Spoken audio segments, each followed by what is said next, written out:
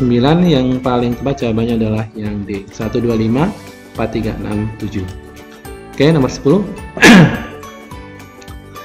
Asesmen yang dilakukan pada awal pembelajaran untuk mengetahui kapasitas murid di kelas adalah A. Assalamualaikum warahmatullahi wabarakatuh. Selamat pagi Sobat Forsa semua. Jumpa lagi dengan saya di Mangga Forsa Channel, channelnya Bapak dan Ibu Guru untuk diskusi mencari solusi.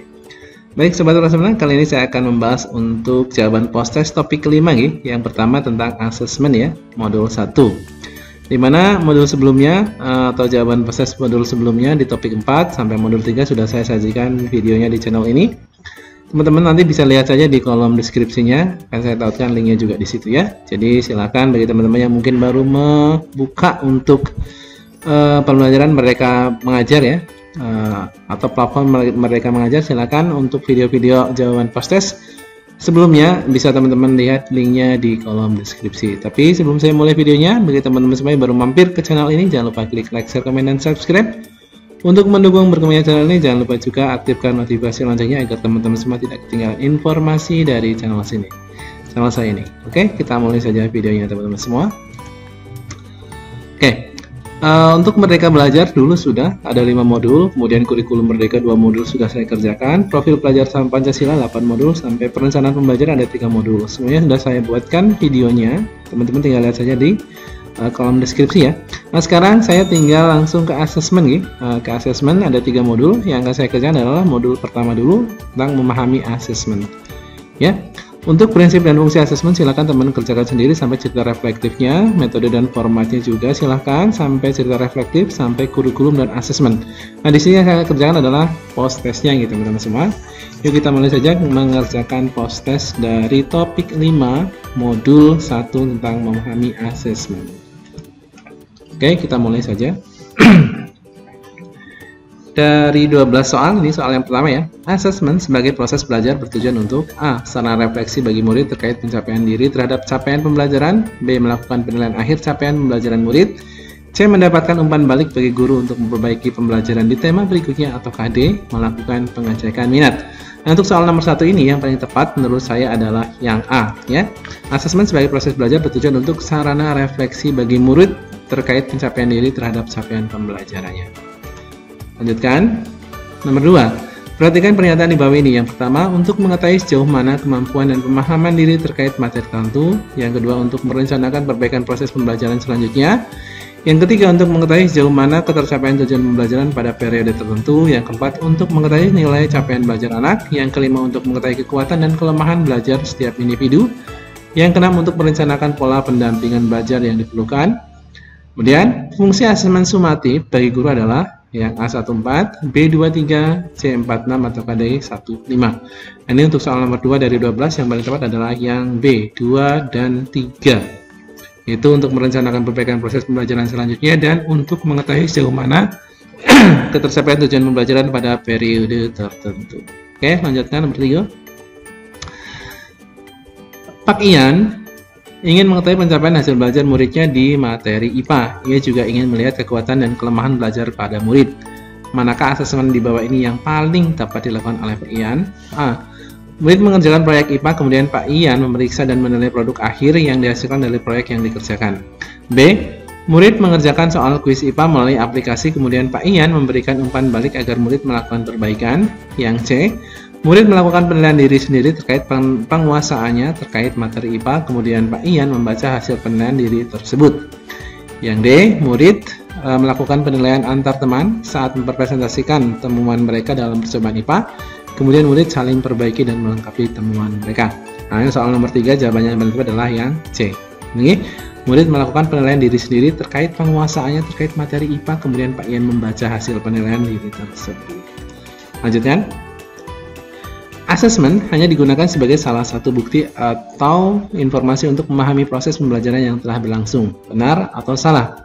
Nah, untuk nomor 4 ini yang jawabannya paling tepat adalah yang B. Salah nih. Jadi tidak hanya digunakan sebagai salah satu bukti atau informasi saja. Ada yang lain, ada banyak hal ini. Nomor 5. Perhatikan pernyataan di bawah ini. 1. Dapat digunakan sebagai umpan balik perbaikan pembelajaran. 2. Dapat digunakan untuk memetakan perkembangan proses belajar murid. 3. Dapat digunakan sebagai alat untuk menentukan kualitas guru. Yang keempat, dapat digunakan untuk bahan evaluasi diri guru dalam meningkatkan mutu pembelajaran. Yang kelima adalah dapat digunakan untuk mengetahui hasil belajar murid pada akhir proses pembelajaran saja. Pernyataan yang tepat terkait fungsi asesmen adalah A. 125, B. 134, C. 124, atau D. 2, 4, dan 5. Nah, ini soal nomor 5 dari 12. Yang paling tepat jawabannya adalah yang C. 1, 2, dan 4. Dapat digunakan sebagai umpan balik perbaikan pelajaran, dapat digunakan untuk memetakan perkembangan proses belajar murid, dan dapat digunakan untuk bahan evaluasi diri guru dalam meningkatkan mutu pembelajaran. Nomor 6. Dalam melakukan penilaian hasil belajar murid pada mata pelajaran IPA, Pak Adit menggunakan tes tertulis sebagai satu-satunya alat ukur untuk mengukur kompetensi murid. Berdasarkan prinsip penilaian yang dilakukan Pak Adit tidak sesuai dengan prinsip A. Menyeluruh, B. Kesesuaian fungsi umpan balik, C. Adil, atau D. Sederhana informatif. Nomor 6 ini jawabannya yang tepat adalah yang C. Adil. Ya. Jadi Pak Adit tidak sesuai dengan prinsip adil. Peran asesmen dalam implementasi kurikulum di kelas adalah untuk memberikan informasi kepada kepala sekolah mengenai kualitas pembelajaran yang terjadi di sekolah, menstimulus pola pikir kritis murid untuk mengetahui mana yang benar dan mana yang salah. C. Meningkatkan kemampuan guru dalam mengecek hasil akhir pencapaian murid, atau yang D. Membantu guru untuk menentukan strategi pembelajaran selanjutnya. Nah, nomor 7 ini jawaban yang tepat adalah yang ini ya, yang D. Jadi peran asesmen dalam implementasi kurikulum di kelas adalah membantu guru untuk menentukan strategi pembelajaran selanjutnya. Pernyataan yang benar mengenai kriteria ketercapaian tujuan pembelajaran adalah A. Kriteria ketercapaian tujuan pembelajaran akan sama untuk semua guru dan semua murid. Yang B. Kriteria ketercapaian tujuan pembelajaran menjadi standar minimum yang harus dicapai setiap murid. D. Kriteria ketercapaian tujuan pembelajaran merupakan sumber informasi bagi guru untuk menentukan tindak lanjut penyesuaian pembelajaran sesuai dengan kondisi murid. Ataukah yang D. Kriteria ketercapaian tujuan pembelajaran tidak berkaitan dengan aktivitas selama proses pembelajaran dan strategi asesmen yang dilakukan. Nomor 8 yang paling tepat adalah yang C. Kriteria ketercapaian tujuan pembelajaran merupakan sumber informasi bagi guru menentukan tindak lanjut penyesuaian pembelajaran sesuai dengan kondisi murid. 9. Pak Dente adalah seorang guru baru. Ia masih kesulitan memahami kaitan antara capaian pembelajaran dan tujuan pembelajaran dalam kurikulum dengan asesmen. Pak Dente menuliskan langkah-langkah agar dapat membantu ia memahami A. Menelaah 1. Menelaah capaian pembelajaran. 2. Menurunkan capaian pembelajaran menjadi alur tujuan pembelajaran dan tujuan pembelajaran. 3. Melakukan asesmen. 4. Dari indikator asesmen diturunkan menjadi kriteria ketercapaian tujuan pembelajaran. 5. Menurunkan tujuan pembelajaran menjadi indikator asesmen. Yang ke-6. Mendiagnosis penguasaan murid dengan bantuan kriteria ketercapaian tujuan pembelajaran.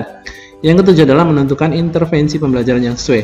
Nah, langkah-langkah yang tepat dapat dan sesuai urutannya adalah apakah A. 1, 2, 5, 3, 4, 6, 7, B. 1, 2, 3, 5, 4, 6, 7, C. 1, 2, 3, 7, 5, 4, 6, ataukah yang D. 1, 2, 5, 4, 3, 6, 7. Nah, ini nomor 9 yang paling tepat jawabannya adalah yang D. 1, 2, 5, 4, 3, 6, 7. Oke, nomor 10.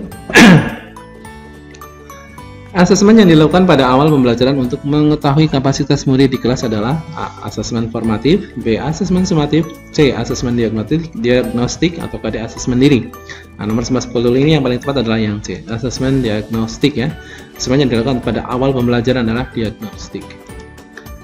Bu Alda akan melakukan tes untuk kemampuan menulis cerpen. Untuk tes tersebut, sebaiknya Bu Alda menggunakan instrumen asesmen A. Catatan anekdotal, B. Rubrik, C. Tabel checklist, atau D. Lembar pengamatan. Nah, ini yang paling tepat untuk nomor 12 adalah yang B. Rubriknya ya. Nomor terakhir teman-teman semua.